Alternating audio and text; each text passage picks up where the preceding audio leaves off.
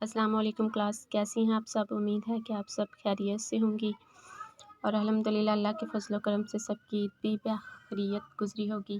تو طالبات، جیسا کہ آپ جانتی ہیں، ہمارا جو پہلا لیسن تھا عربی کا وہ الحمدللہ کمپلیٹ ہو چکا تھا اور آج ہم نے اس کی تمرین کرنی ہے، یعنی اس کی ایکسرسائز کرنی ہے۔ تو جو ہمارا سب سے پہلا سوال ہے وہ ہے چند تصاویر کے بارے میں۔ یہ انہوں نے چند تصاویر آپ کو دی ہوئی ہیں، اس کے آپ نے عربی میں نام بتانے ہیں اور یہ یقیناً آپ بتا سکتی ہیں کیونکہ آپ پہلا لیسن جو ہے وہ مکمل کر چکی ہیں۔ اس کے بعد دوسرا سوال ہے وہ یہ ہے کہ حاذا حاضے ہی ذالک اور تل کا استعمال کرتے ہوئے آپ نے جملے بنانے ہیں۔ تو سب سے پہلے ساعتن ہے تو اس کے ساتھ آپ حاضے ہی لگائیں گے، حاضے ہی ساعتن۔ اس کے بعد کتابن ہے تو کتابن کا جو اشارہ ہے وہ دور کا ہے، تو اس کے ساتھ آپ ذالکہ لگائیں گے کیونکہ کتابن جو لفظ ہے وہ مذکر کا ہے، تو ذالکہ کتابن آ جائے گا۔ اس کے بعد تختہ سیاہ ہے تو اس کے ساتھ بھی آپ قریب کا اشارہ جو ہے وہ مؤنث والا استعمال کریں گے کیونکہ سبورتن ہے اور آخر میں گولتا ہے، تو اس کے ساتھ آئے گا حاضے ہی سبورتن۔ تصاویر دیکھ کر درج ذیل سوالات کے جواب دیجیے۔ ما حاذا یہ کیا ہے؟ حاذا قلم یہ قلم ہے۔ ما تلکا وہ کیا ہے؟ تلکا سبورتن وہ تختہ سیاہ ہے۔ حل حاذا قلم کیا یہ قلم ہے؟ تو آپ جانتی ہیں کہ یہ قلم نہیں بلکہ بک ہے، تو لا حاذا قلم یہ قلم نہیں ہے۔ ما ذالکہ وہ کیا ہے؟ ذالکہ بابن وہ دروازہ ہے۔ حل تلکا نافذۃ کیا وہ کھڑکی ہے؟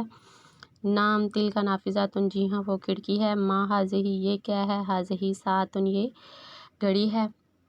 ما تلکا وہ کیا ہے؟ تلکا مدرسۃ وہ مدرسہ ہے۔ ما حاذا یہ کیا ہے؟ حاذا بابن یہ دروازہ ہے۔ حل حاذا شباکن کیا یہ کھڑکی ہے؟ تو آپ جانتی ہیں کہ یہ کھڑکی نہیں بلکہ پرچم کی تصویر ہے، تو لا حاذا شباکن نہیں یہ کھڑکی نہیں ہے۔ حل حاذا بابن کیا یہ دروازہ ہے؟ نعم حاذا بابن جی ہاں یہ دروازہ ہے۔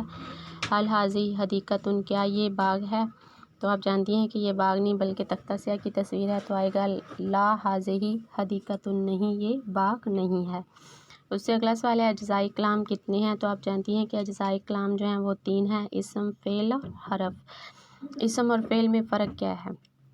تو یہ میں آپ کو پہلے بتا چکی ہوں کہ اسم اور فعل میں کیا فرق ہے، یعنی وہ اسم جو بامعنی ہو لیکن اس میں کوئی زمانہ نہ پایا جائے وہ اسم، اور ایسا لفظ جو بامعنی بھی ہو اور اس میں تینوں زمانوں میں سے کوئی زمانہ بھی پایا جائے وہ فعل کہلاتا ہے۔ مؤنث کی کیا علامت ہے؟ 3 مؤنث اور 3 مذکر اسموں کی مثالیں آپ نے دینی ہیں، تو یہ بھی آپ پہلے کر چکی ہیں۔ مؤنث کی علامت یہ ہے کہ اس کے آخر میں گول تا آتی ہے۔ 3 مؤنث اور 3 مذکر مثالوں میں آپ مؤنث میں آپ یہ دے سکتی ہیں حدیقۃ، سبورتن، ساعتن وغیرہ، اور مذکر میں آپ یہ دے سکتے ہیں شباکن، قلم اور کتابن وغیرہ۔ کلمات ما اور حل کو 4 الگ الگ جملوں میں استعمال کیجیے، یعنی آپ نے 4 جملے جو ہیں وہ ما کے بنانے اور 4 ہی جو ہیں وہ حل کے بنانے ہیں۔ کلمات استفہام کہاں واقع ہوتے ہیں؟ تو کلمات استفہام یعنی سوالیہ جو فقرات ہیں وہ ہمیشہ جملے کے شروع میں واقع ہوتے ہیں۔ مندرجہ ذیل میں کیا فرق ہے؟ مثالوں سے وضاحت کیجیے۔ تو یہ آپ پہلے جو ہے وہ پڑھ چکی ہیں۔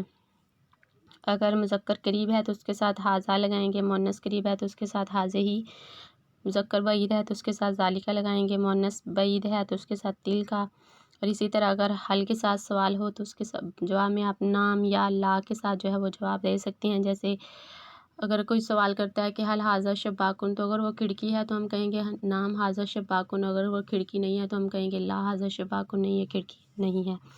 حل اور ما، حل جو ہے وہ سوال پوچھنے کے لیے آتا ہے، یعنی اس کے جواب میں ہم نام اور لا کہہ سکتے ہیں، جبکہ جو ما ہے وہ کسی چیز کی حقیقت دریافت کرنے کے لیے آتا ہے۔